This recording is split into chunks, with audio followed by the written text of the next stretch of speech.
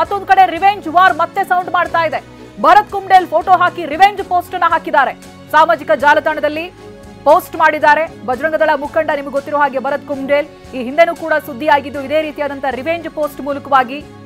ಅಶ್ರಫ್ ಕಲಾಯಿ ಹತ್ಯೆಯ ಪ್ರಮುಖ ಆರೋಪಿ ಭರತ್ 2017ರಲ್ಲಿ ಎಸ್ಡಿಪಿಐ ಕಾರ್ಯಕರ್ತ ಅಶ್ರಫ್ ಕುಲಾಯಿ ಹತ್ಯೆಯಾಗುತ್ತೆ. ಬಹಳ ದೊಡ್ಡ ಹಿಸ್ಟ್ರಿನೇ ಇದೆ. ಟಾರ್ಗೆಟ್ ಬಾಯ್ ಪೇಜ್ ಇದೀಗ ಭರತ್ಗೆ ಬೆದರಿಕೆಯನ್ನ ಹಾಕಿ ಒಂದು ಪೋಸ್ಟ್ ಅನ್ನು ಮಾಡಿದ್ದಾರೆ. ಇನ್ಸ್ಟಾಗ್ರಾಮ್ ಪೇಜ್ ಮೂಲಕವಾಗಿ ಭರತ್ಗೆ ಬೆದರಿಕೆಯನ್ನ ಹಾಕಲಾಗಿದೆ. ಈ ಹಿಂದೆಯೂ ಕೂಡ ಸುಹಾಸ್ ಶೆಟ್ಟಿ ಹತ್ಯೆಯ ಬೆನ್ನಲ್ಲೇ ಈ ರೀತಿಯಾದಂತಹ ರಿವೆಂಜ್ ಪೋಸ್ಟ್ಗಳು ಸಾಮಾಜಿಕ ಜಾಲತಾಣದಲ್ಲಿ ವೈರಲ್ ಆಗಿತ್ತು. ನೆಕ್ಸ್ಟ್ ಟಾರ್ಗೆಟ್ ನೀವೇ ರೆಡಿಯಾಗಿ ಅನ್ನೋ ರೀತಿಯಾಗಿ ಶರಣ್ ಪಂಪೆಲ್ ಫೋಟೋವನ್ನ ಕೂಡ ಹಾಕಿ ಪೋಸ್ಟ್ ಮಾಡಿರೋದಿದೆ. ಇದೀಗ ಭರತ್ ಕುಂಬ್ಡೇಲ್ಗೆ ಇದೇ ರೀತಿಯಾದಂತಹ ಬೆದರಿಕೆಗಳು ಬರ್ತಾ ಇದೆ. ಮತ್ತೊಂದು ಕಡೆಯಲ್ಲಿ ತನಿಖೆ ಯಾವ ರೀತಿಯಾಗಿ ಸಾಗ್ತಾ ಇದೆ ಅನ್ನೋದಕ್ಕೆ ಸಂಬಂಧಪಟ್ಟ ಹಾಗೆನೂ ಕೂಡ ಅಪ್ಡೇಟ್ಸ್ ಬರ್ತಾ ಇದೆ. ಹಂತಕರ ಪತ್ತೆಗಾಗಿ 5 ಪೊಲೀಸರ ತಂಡ ರಚನೆಯಾಗಿದೆ.